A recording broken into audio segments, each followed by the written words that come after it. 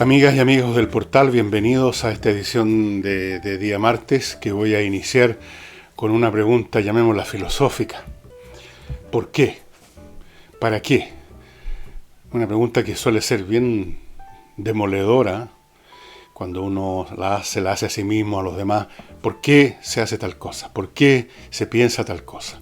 ¿Por qué se sostienen ciertas ideas o pasiones o doctrinas o sentimientos, odios o amores? ¿Por qué? Y muchas veces, casi todas las veces, no podemos responder a eso.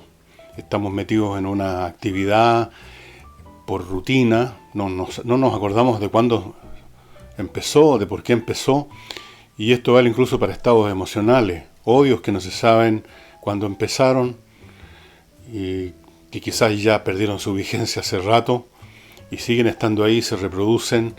Lo mismo con pasiones positivas, si yo, el amor por algo que tuvo una razón de ser y que puede haberse desvanecido hace rato, y ahí seguimos manteniendo la misma actitud, y en todo orden de cosas, incluso en los más serios, en los más graves.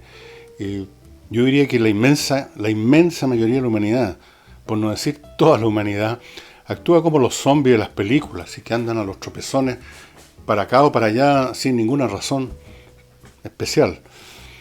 Y me he hecho esta pregunta porque después de todo los seres humanos, ya sea individualmente o formando grupos, tomamos iniciativas, llevamos a cabo conducta, nos matamos o nos amamos unos a otros, muchas veces sin saber por qué. Y si uno se la pregunta, no hay respuesta. Y digo todo esto inspirado por lo que me contó una persona, que por supuesto no voy a dar ni el más mínimo detalle que pueda permitir traquear, saber quién es. Que resulta ser que escuchó una conversación telefónica mantenida entre alguien que es cercano a él, o a ella, a alguien, una conversación telefónica que sostuvo esta persona, que ocurre que es un dirigente del Partido Comunista, un dirigente local. No sé cuán ancho o estrecho es ese ámbito local, pero un dirigente, no es un dirigente nacional. El día que renunció Mañalich, inmediatamente me contaron, esta persona, este dirigente, se puso a hablar por teléfono con alguien que tiene que haber sido, aparentemente, por el talante de la conversación, un correligionario, quizás de grado superior a él, o igual, o inferior, no sé. Y decía, feliz, ganamos, se va Mañalich. Ok, está bien. La pregunta es, ¿por qué? ¿Para qué? O en este caso, más específicamente, ¿quién ganó? ¿Quién ganaba? ¿Quién es ese colectivo que le llevó a decir ganamos? ¿El país? No sabemos si el país ganó o perdió con la salida de Mañalich. No sabemos nada sobre qué cosas que se hacen o se deshacen en función de la pandemia son positivas o negativas. Esa contabilidad va a tener que esperar mucho tiempo. Entonces, ¿quién era ese colectivo al cual se estaba refiriendo con la expresión ganamos? Me imagino que la oposición, o al menos aquella parte de la oposición que cuenta con los favores del Partido Comunista, o quizás solamente se refería a su partido, ganamos. ¿Qué ganaron? Y ahí viene la pregunta, ¿por qué? ¿Para qué? Uno se pregunta, en el Partido Comunista o en cualquier otro partido, en cualquier agrupación que decide que tal o cual cosa es beneficiosa o perjudicial. ¿Por qué? Más allá, estoy por supuesto dejando de lado cosas obvias, es perjudicial algo que nos destruye, ahí no necesitamos hacer ninguna pregunta. Pero saliéndonos un poquito de esos casos extremos en que no hay necesidad ni siquiera de preguntar, cuando entramos en esa área más ambigua, que es donde nos movemos la mayor parte de nuestras vidas cuando tomamos decisiones, la pregunta es, ¿por qué? ¿Qué es lo que ganan? ¿Quién gana algo? ¿Qué es lo que es ganar? Uno imagina simplemente que Esto tiene que ver con odios, a los cuales también se les podría preguntar por qué existen. La salida de Mañalich, o la entrada de París, o si hubiera sido al revés, la salida de París y la entrada de Mañalich, no cambian nada. No cambian nada. Porque lo que está viviendo este país, como lo que está viviendo el planeta, es un proceso del cual no sabemos casi nada. No sabemos qué es lo mejor, cuáles son las mejores respuestas, cuáles son las mejores o peores medidas. Y por lo tanto, no podemos saber si tal o cual simple y vulgar cambio ministerial va a afectar para bien o para mal. Es casi, diría yo, indiferente, por lo que he comentado tantas veces que las mecánicas de las epidemias obedecen a leyes, estadísticas, matemáticas y al funcionamiento de las sociedades que suponen contacto más o menos frecuente, pero contacto que la mecánica de las epidemias y los efectos que produzcan dependen del virus mismo, dependen de la naturaleza de la sociedad humana, dependen de las condiciones genéticas y de salud del pool poblacional donde está desarrollándose, no dependen de la salida o la entrada de un ministro, incluso suponiendo que estos ministros hagan cosas completamente opuestas, que París vaya a hacer cosas completamente distintas a las que hizo o iba a hacer Mañalich. Todo eso queda de todas formas indefinido, queda como pataleando, como manoteando uno en el aire, pero no hay forma de medir la eficacia o ineficacia de eventos de ese tipo. Entonces, ¿a qué venía ese ganamos? ¿Quién ganó? Ganó el odio, el desdén, el fastidio, la antipatía, que supuestamente, me imagino yo, producía en el Partido Comunista el señor Mañalich, y que producía en muchos otros sectores también, pues diría casi en la oposición completa. Y era suficiente razón para sentirse ganadores porque entonces Mañalich, por un mecanismo o por otro, porque se lo pidieron o porque él se cabrió, ya no está en el ministerio. Es una gran victoria. El país ganó algo. Incluso ellos ganaron algo aparte de darse este gustito. Qué vacías son, ¿no? Las razones, los motivos de las acciones humanas. Incluso a niveles políticos, donde se supone que reina una atmósfera de mayor seriedad, porque después de todo, de una manera directa o indirecta, está en juego los destinos de una nación.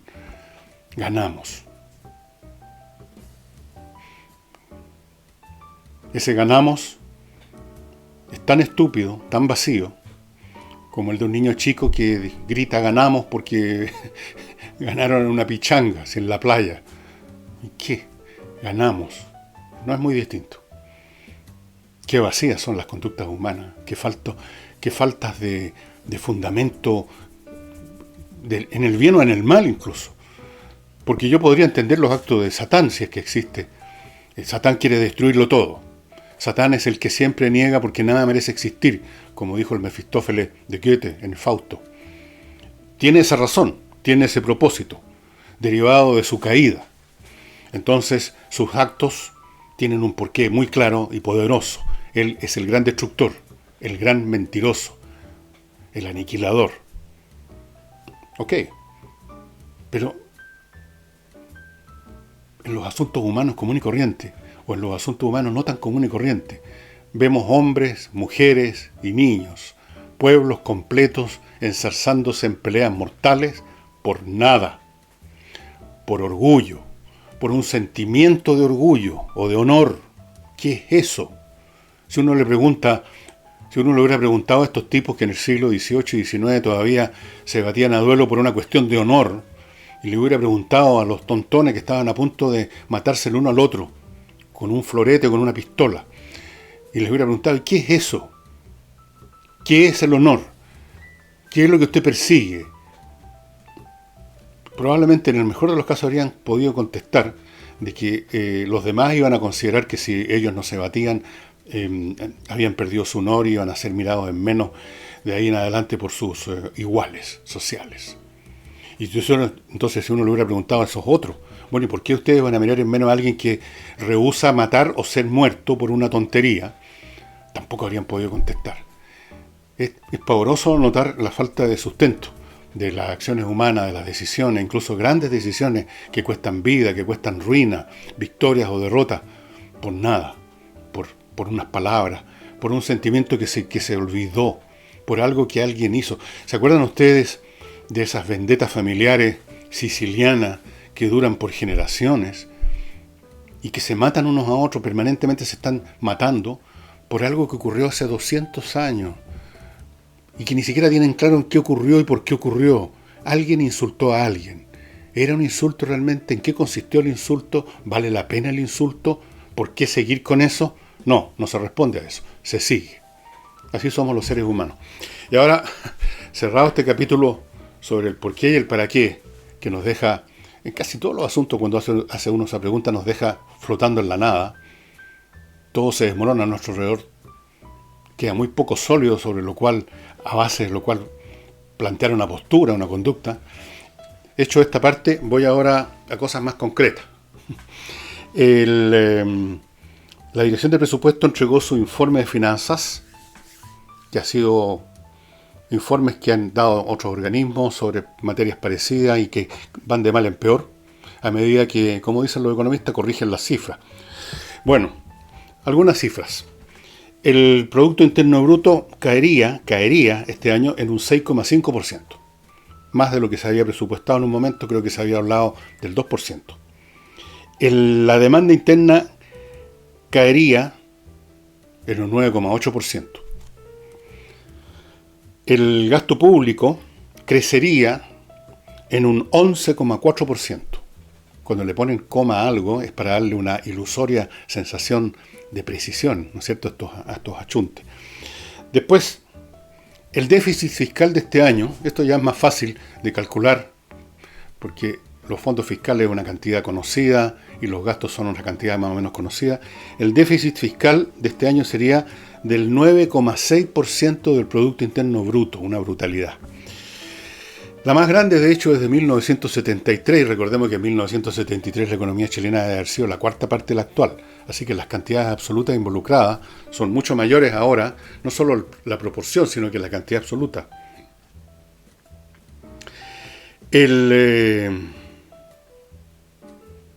La situación del gobierno ahora en términos de su deuda, la deuda en que va a quedar, la deuda bruta del gobierno, del Estado, en otras palabras, del Estado, es 34,8% del PIB. O sea, más de la tercera parte. Puras cifras negativas. La única cifra positiva, otra estimación, vamos a ver si las corrigen las cifras también, es que el año próximo, el 21, la recuperación sería del 5,5. Pero claro, todo depende de 5,5 respecto a qué. Probablemente una recuperación del 4% respecto a lo que era el PIB hace un año atrás habría sido mucho más potente que una recuperación del 5,5% respecto al PIB que vamos a tener a fines de este año. Es cuestión de aritmética, ni siquiera matemática. En otras palabras, China nos hizo un gran regalo. Ya voy a hablar de nuevo de China porque, a propósito del complaciente embajador chileno que hay en China, un caballero con una sonrisa de complacencia, por Dios que lo deben estar mimando en China. Ya vamos a entrar a eso. El regalo que nos hicieron los chinos, que le hicieron al planeta, es pavoroso, ¿no? Es decir, todo lo que creció Chile en estos años, todos los esfuerzos que se hicieron por décadas para ir institucionalizando y reforzando las disciplinas fiscales, para que no se gastara más de lo que entraba, para ir subiendo la nota que le ponen los inversionistas a los países por su disciplina, lo cual a su vez implica que vienen más inversiones, lo cual a su vez implica más crecimiento, mejores salarios, más pega, todo eso. Todo eso se fue por el despeñadero. Por la pandemia, por sus efectos, y también, por supuesto, no nos olvidemos, por favor, ni por un momento, por la insurrección de octubre, la llamada estallido social, a lo cual se agregó esto. Y no sabemos qué más estallidos sociales, entre comillas, nos esperan ya sea como resultado no planeado del- de la caída económica, del deterioro, o también por nuevas acciones de nuestros compañeros revolucionarios, ¿no? Que no han cesado de pensar en que hay que echar abajo esta cuestión como sea. Hemos retrocedido, no sé cuántos años, no se le puede poner, pero pues, tal vez revisando cifras, el PIB de Chile el año 2006, 5, 4, 3, 2, 1. Ustedes pueden agarrar los años, la serie de años que quieran y hacer una comparación, tomando en cuenta además la población que ahora tenemos, que no solo son los 17 millones de chilenos, sino que el millón extra de extranjeros que nos regaló la señora Bachelet y las Naciones Unidas. Así que son 18 millones de bocas que tienen que ser alimentadas y bocas que quieren ser mejor alimentadas ahora.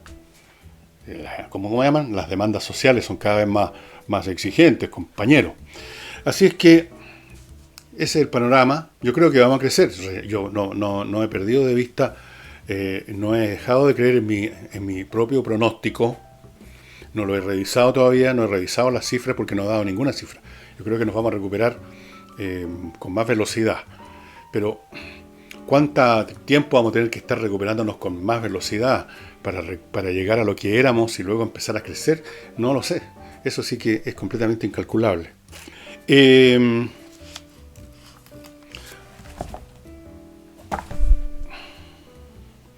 A propósito de una iniciativa que anunció el presidente de formar unos comités de expertos con ex ministros, ex parlamentarios, qué sé yo, para antes de mandar un proyecto, y nadie está obligado a mandar un proyecto, ningún gobierno está obligado a mandar ningún proyecto. Tiene todo el derecho a examinar los proyectos antes. De hecho, se examinan. Pero ahora el presidente quiere que haya un examen con un comité de expertos para ver si un proyecto que eventualmente se va a enviar es o no constitucional, antes de perder el tiempo descubriendo, después de semanas o meses de discusión, que el proyecto en realidad nunca debió existir como tal porque es inconstitucional. O tiene cualquier otra falencia grave, severa, que hace absurdo discutir. Inmediatamente la jauría de la oposición saltó al ruedo a ladrar desaforadamente. Y voy a mencionar primero que nada al señor Elizalde, que hacía mucho tiempo no nos regalaba con su genialidad. ¿Y qué dijo el señor Elizalde? Sacó del estante de las frases hechas la siguiente: todos sabemos. ¿Quiénes son todos los que sabemos? Él quizás cree que sabe, en realidad no sabe ni dónde está parado, pero en todo caso no hable por el país. Todos sabemos que el presidente está más comprometido con las grandes empresas que con las familias. ¿De dónde sacó eso el señor Elizalde? Se le olvidó todos los proyectos que él mismo ha estado tratando de promover en el Parlamento, que han sido, junto con otros proyectos de la oposición, han sido en un grado bastante importante tomados en cuenta por los proyectos del gobierno, y todo esto para ayudar a los trabajadores, o sea, a la familia. ¿Se le olvidó a Elizalde? ¿Tan frágil es su memorita? ¿Y cuáles son las grandes ayudas a las empresas que está dando el gobierno? Pues yo no me he enterado, no he sabido de qué grandes traspasos. Pero fuera de eso, señor Elizalde, a ver, pensemos juntos, lo voy a ayudar.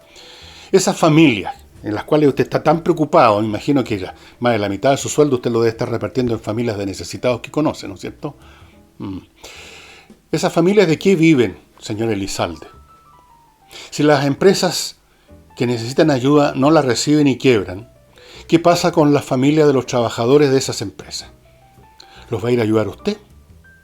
¿Quién le da pega a los trabajadores chilenos? ¿Dónde trabajan los trabajadores? ¿En el aire? ¿En otro planeta? Trabajan en empresas. Para trabajar en una empresa, señora Elizalde, lo voy a decir sencillo para que lo entienda usted, con su nivel. Para que alguien pueda trabajar en una empresa, esa empresa tiene que estar funcionando. Fíjese usted, es muy difícil trabajar en una empresa que no existe. Muy difícil. Entonces, y eso lo entienden en todas partes, porque lo entiende un niño incluso. ¿No es cierto? Que los trabajadores son trabajadores de empresas, no son trabajadores en los campos elíseos.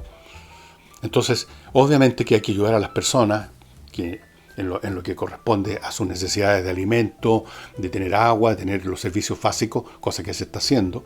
Y obviamente que también es necesario, una cosa no excluye la otra, señora Elizalde, a las empresas si es que se llega a ayudarlas, porque todavía no he visto ningún plan, y si los hay, me alegraría que existan, porque resulta que las empresas son las que hacen posible que las familias mañana, pasado y todo el tiempo trabajen y tengan un ingreso. Eso lo entiende cualquiera, menos Elizalde. Pero no es el único del sector que soltó patochadas más o menos parecidas. El señor Maldonado, el Partido Radical, que quiere ser más izquierdista que los izquierdistas, como corresponde al dirigente de un partido que no existe literalmente. Entonces él no tiene que responderle a ninguna base. ¿Qué base tiene el Partido Radical? Como no tiene que responderle a ninguna base, puede decir y hacer lo que quiera. Y como parece que quiere ganarse un carnet de militancia honorario, el Partido Comunista, el señor Maldonado se ha especializado en decir, ok, veamos qué dijo ahora. No es conflicto jurídico el que estamos viviendo ahora con esto de que el presidente quisiera tener un comité. Conflicto jurídico. No, pues, nos informa Maldonado. Es un problema de sensibilidad social. ¿Cuál es la lógica de eso? O sea, hay un comité. Pongamos que se formó ese comité. Todavía no ha discutido ninguna ley. O puede discutir una ley que no tiene nada que ver con las sensibilidades, con los problemas de la gente. Tiene que ver, por ejemplo, con discutir una ley como los que quieren, como quiere la izquierda, por ejemplo, para darle fondos indefinidos a Televisión Nacional, que pierde y pierde plata todos los años. ¿Qué tendría que ver eso con la situación del pueblo, digamos? ¿Qué tendría que ver eso con tener o no tener sensibilidad social? El señor Maldonado ha dado pruebas de ser casi tan ilógico, tan incoherente en sus raciocinios, si es que podemos llamarlo así, como el señor Elizalde. Están compitiendo, van por una nariz, todavía gana Elizalde, creo. Dijo además el señor Maldonado que con esto se le falta respeto al Parlamento. Jimena Rincón anduvo más o menos en la misma zona, caminando y diciendo, repite siempre lo que dicen estos otros. Habló también del respeto, que no se le tiene respeto al Congreso. En eso tiene razón. Fíjese que la mayor parte de los ciudadanos chilenos, como lo muestran las encuestas de hace mucho rato, no le tenemos ningún respeto al Parlamento. No le tenemos ningún respeto a ustedes. Por eso que están en el último lugar del ranking, de la acreditación pública. ¿No es cierto? Porque no se les puede tener respeto porque sus actos no lo merecen. Sus actos y sus dichos, señoras y señores del Congreso, no lo merecen. Cuando uno ve la membresía del Congreso, cuando uno empieza a ver las caras y los dichos y a leer lo que escriben o lo que piensan, ¿para qué voy a dar nombre? Estas jaurías. ¿Cómo les va a tener respeto? Si el respeto no es un automatismo, señora Rincón, señor Elizalde, señor Maldonado. El respeto se gana mereciéndolo, con los actos, con los hechos. Se gana respeto a la persona inteligente, la persona que sabe, la persona honesta, la persona leal, la persona generosa. La buena persona. Eso se gana en el respeto. Los tontos no merecen respeto. Los chuecos no merecen respeto. Los desleales, los oportunistas y los miserables no merecen respeto. Por lo tanto, el Congreso, que está atiborrado de gente así, no merece el respeto. Así que, ya, sigan haciendo su numerito. Algún día, no sé cuántos años faltan, pero no hay tiempo o plazo que no se cumpla, como dicen. Algún día este país va a tener la oportunidad de echar una buena lavada al Congreso. Ahora, si no lo hace el pueblo chileno y elige a los mismos o a otros iguales, que entre paréntesis creo que es lo más probable, significa que Chile va a tener el Congreso que se merece nomás. Eso es todo. Va a tener el Congreso que se merece y va a empezar otra etapa, otro plazo largo, otro periodo en que la gente va a reclamar y va a poner en el último lugar al Congreso y después van a volver a elegir a los mismos y así. Porque hay una especie de sintonía tácita entre los votantes y los votados. No vienen los votados de otro país, de otra galaxia, de otro planeta, están donde están porque alguien los eligió, y por lo tanto hay una especie de empatía natural, por mucho que de repente están molestos unos con otros. Entonces de repente el señor Gutiérrez habla de los fachos pobres, porque los votantes no se portaron como él quería. Y los votantes a su vez miran a huevo, que con toda razón en este caso al Congreso. Pero en el final se entienden, son uña y mugre.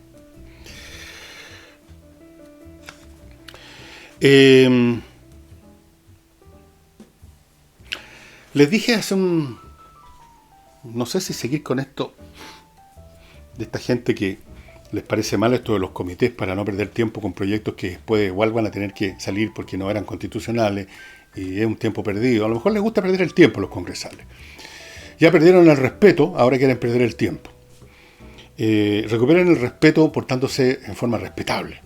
Y para ser respetable hay que ser inteligente.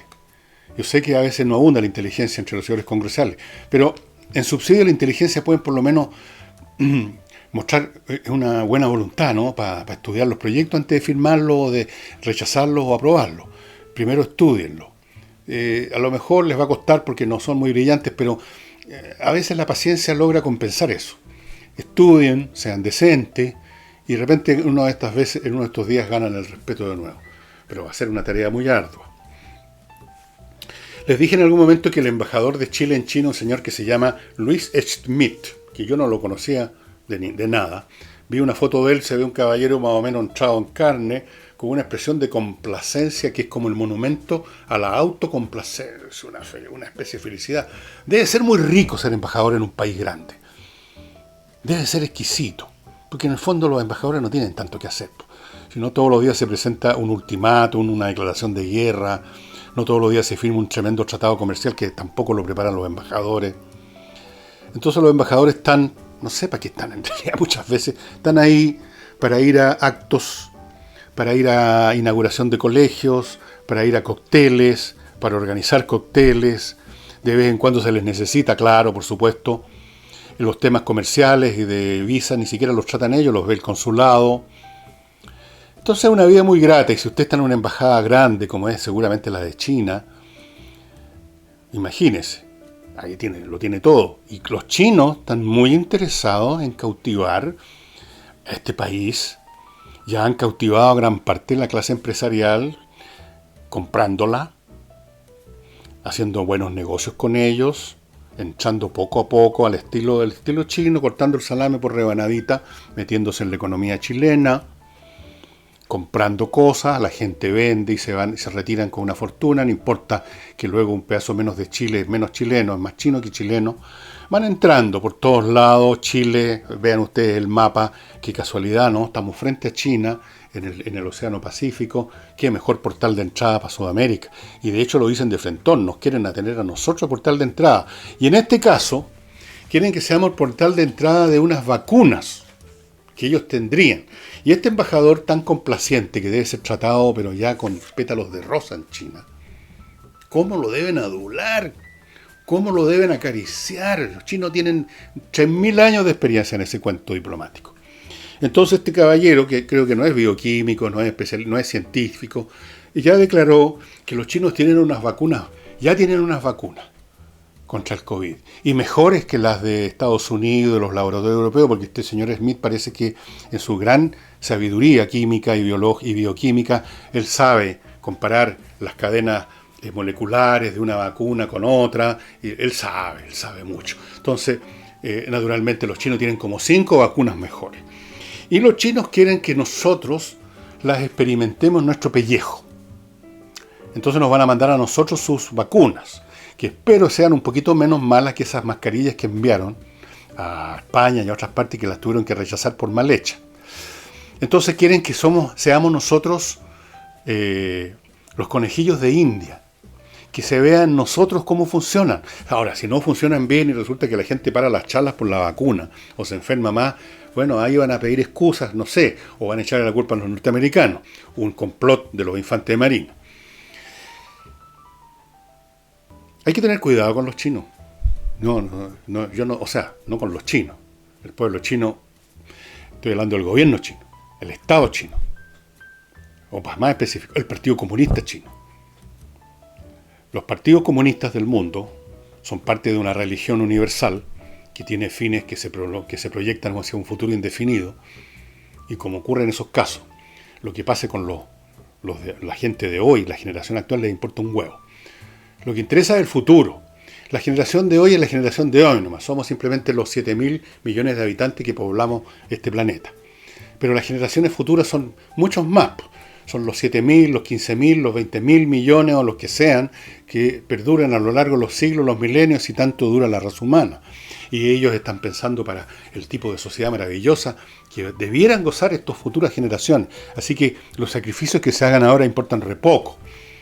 Todas las religiones tienen esa visión hacia arriba o hacia adelante, hacia el cielo, hacia el futuro, hacia el hombre nuevo, o como sea lo llamen los chinos. Así que vamos experimentando con los chilenos, vamos a ver qué pasa con estas vacunas. Yo desde luego no me pienso vacunar con la vacuna china, ni con ninguna vacuna china. Si ya ni siquiera uso los lápices de mina chino porque se rompen al tiro, no sirven ni para hacer buenos lápices. Imagínense una vacuna. Perdónenme, yo no estoy contra las vacunas. No se confundan. No soy de aquellos fanáticos de otras sectas religiosas que están contra las vacunas, contra las aspirinas. No, yo estoy a favor de todos los progresos de los productos farmacéuticos. Estoy a favor de todo eso. Pero no estoy a favor de las cosas mal hechas. Y tengo una cierta experiencia, y el mundo tiene una cierta experiencia con los productos chinos en relación con la pandemia, porque ya hemos visto varios casos de productos mal hechos y productos sencillos. No estamos hablando aquí de una vacuna que uno la toma o se la inyectan, algo que va al interior de nuestro cuerpo. Estamos hablando simplemente de una mascarilla que si está mal hecha uno la bota. No pasa nada. No sirve para nada nomás. Pero el señor Smith está muy complacido. Y el señor Smith, en su sabiduría científica, nos dice que él ya sabe que los chinos tienen como 5 vacunas mucho mejores, dijo, que las que se están desarrollando en Europa. Lo dudo. En cuestiones de tecnología, los chinos no han hecho otra cosa que copiar. Hace poco leí un artículo de cómo están de enfurecidos los rusos, porque también a los rusos les copian, tecnología militar en este caso. Les han copiado todo, copian todo.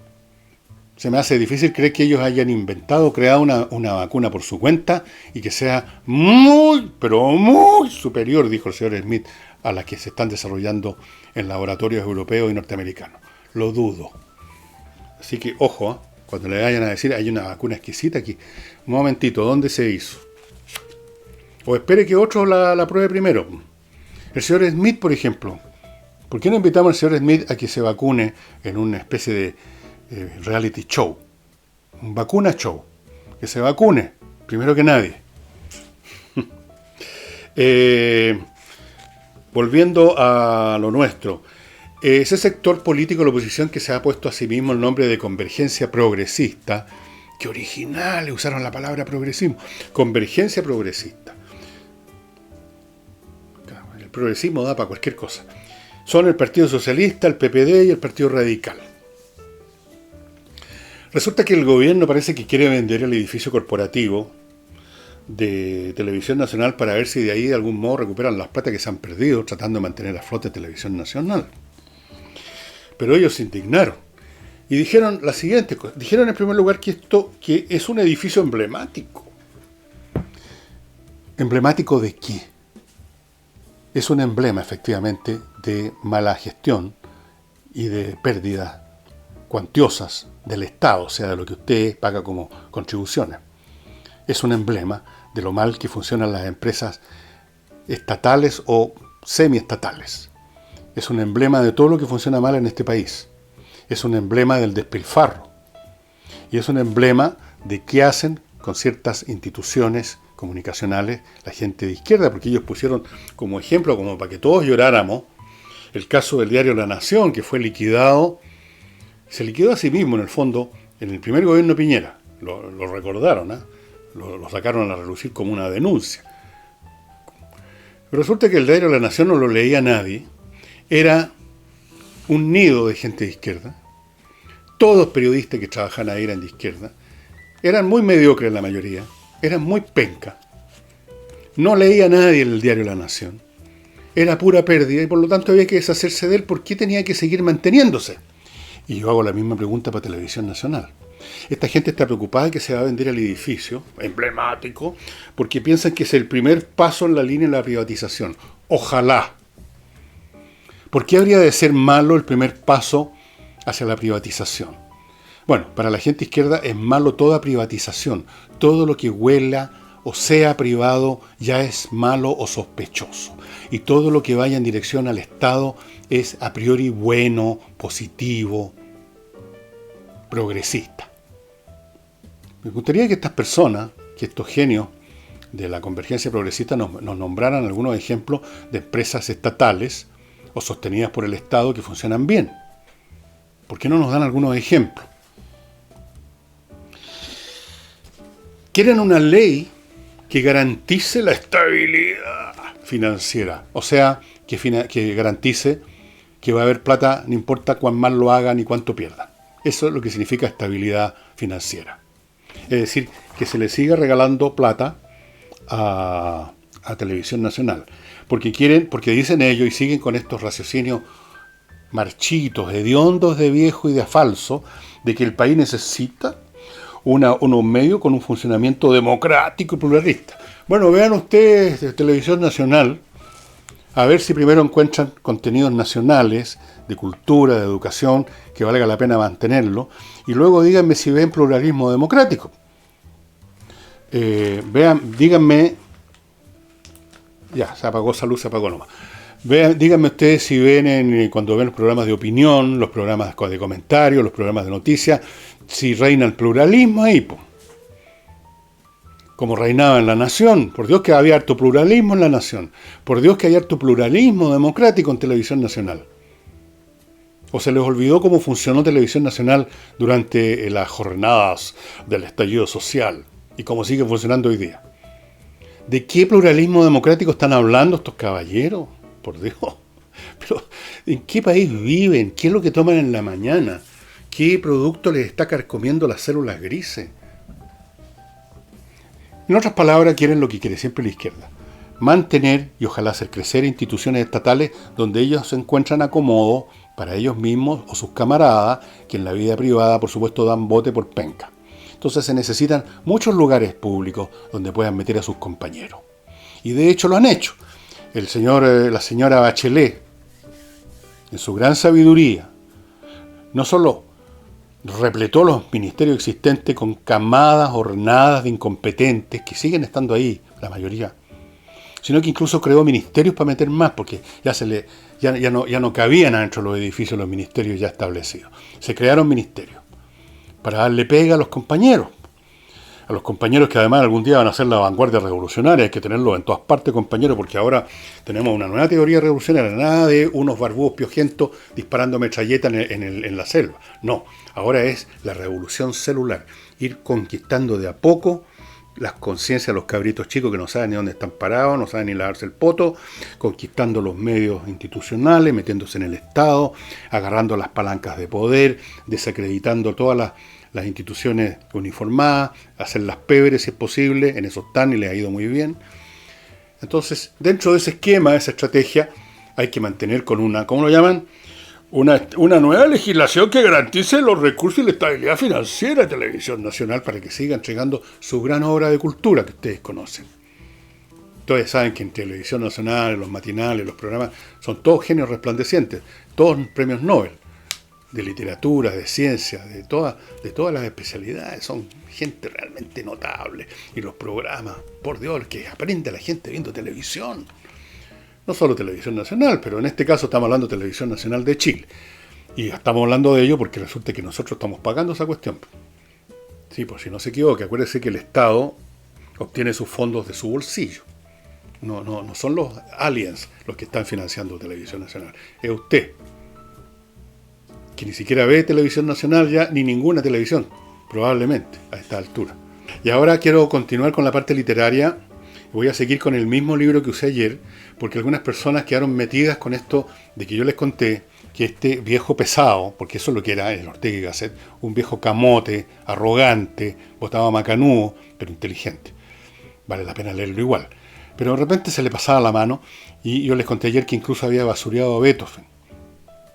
A propósito de la música, por supuesto.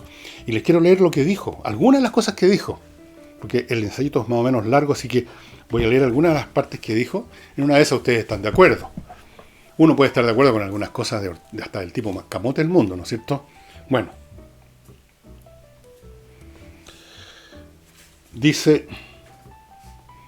que siempre tenemos que reconocer que el arte es una expresión de sentimientos, que queda de la música, sobre todo si abstraemos su capacidad para expresar emociones, dice. Por lo tanto, la música es siempre una cuestión de sentimental, y cuando cambia de estilo es para expresar de otro modo un sentimiento. Entonces aquí viene, voy a leerlo ahora literalmente, dice: tómese una situación cualquiera. Por ejemplo, una campiña bajo el imperio floreal de primavera. Qué ciútico, ¿eh? El pacífico comerciante, el virtuoso profesor, el ingenuo empleado al encontrarse ante ella, se sentirá anegado en un abundante flujo de deleitables emociones. Son los sentimientos que cualquier hombre de tipo mediocre experimenta bajo el influjo de los alientos botánicos y el festival luminoso que con honesta puntualidad da de sí en tal sazón naturaleza. O sea, si a usted le gusta sentir un rico olor en la primavera, usted es un mediocre según Ortega y Gasset. Miren el viejo hueón, pero sigamos. El resultado, dice ahí, ahora, llamada a un gran músico y haced que ponga en sonido esos sentimientos vulgares, filisteos y mediocres. El resultado será que el trozo de la sexta sinfonía, que se titula, que es el primer movimiento, Sentimientos agradables al llegar al campo.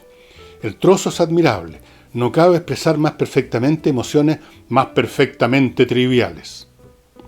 Pero entonces, nos advierte Ortega, ante la campiña llega un hombre de sensibilidad exquisita, un artista que lo sea en verdad, porque parece que Beethoven no lo era.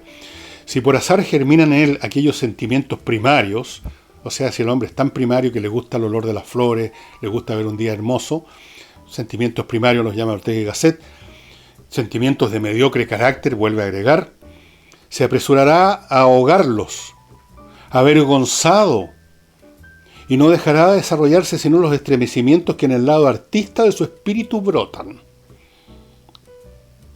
Eliminando sus reacciones de hombre cualquiera, retendrá por selección exclusivamente sus sentimientos de artista. Olvídense de las flores y todo.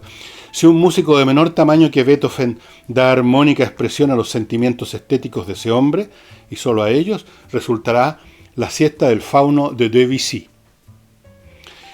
Y agrega, en la sexta sinfonía el pacífico comerciante, todas estas personas que para él son despreciables, el virtuoso profesor, el ingenuo empleado, no puede ser sino ingenuo un empleado, la señorita de comptoir, ven pasar sus propios afectos y al reconocerlos se conmueven agradecidos. La siesta del fauno, en cambio, les habla con un vocabulario sentimental que no han usado nunca y no pueden entender. Nada más difícil para el temperamento no artista que acertar con aquel sesgo, aquella rara inclinación de nuestro ánimo en que éste da sus maravillosos reflejos estéticos. ¿Vale la pena seguir? A mí me pareció, cuando leí esto hace muchos años, no podía creer lo que estaba leyendo. No era un anciano como ahora, con alguna mayor experiencia, era un cabro, pero igual me pareció que esto de considerar de que los sentimientos de agrado que uno siente en un día de primavera, quizás cuando ha llovido recién y hay flores, ese sentimiento de agrado se pueden calificar de mediocre. ¿En qué sentido un sentimiento de agrado es mediocre? Un sentimiento de agrado ante un fenómeno natural, además. No estamos hablando de un sentimiento de agrado ante una música mediocre, sino que ante un fenómeno de la naturaleza hermoso, para cualquier persona, agradable. ¿Por qué eso es mediocre? ¿Por qué el empleado tiene que ser el ingenuo empleado? O el virtuoso, ya con eso desdeñándolo, como haciendo una ironía. ¿No les parece de un desdén asqueroso? De una arrogancia infinita. Así que Beethoven era un músico para los mediocres. Ese es el resultado del análisis de este caballero. Debussy no más vale la pena. Bueno, por supuesto, Debussy es un gran músico, a mí me gusta mucho Debussy. Es muy sutil, muy refinado, todo lo que ustedes quieran. Pero eso no significa que si a alguien le gusta Beethoven, a mí también me gusta Beethoven, entonces uno automáticamente es un tipo que tiene unas emociones mediocres y que por lo tanto se mira al espejo escuchando a Beethoven. Ojalá fuera cierto, porque entonces significaría que la inmensa mayoría de la humanidad, que somos mediocres, La inmensa mayoría de la humanidad le gustaría escuchar a Beethoven en vez de ser siempre, como ocurre con la música clásica, una fracción de este porte. La gente realmente como la que pinta Ortega y Gasset más bien escuchan otro tipo de música, ¿no? Pero así era Ortega y Gasset.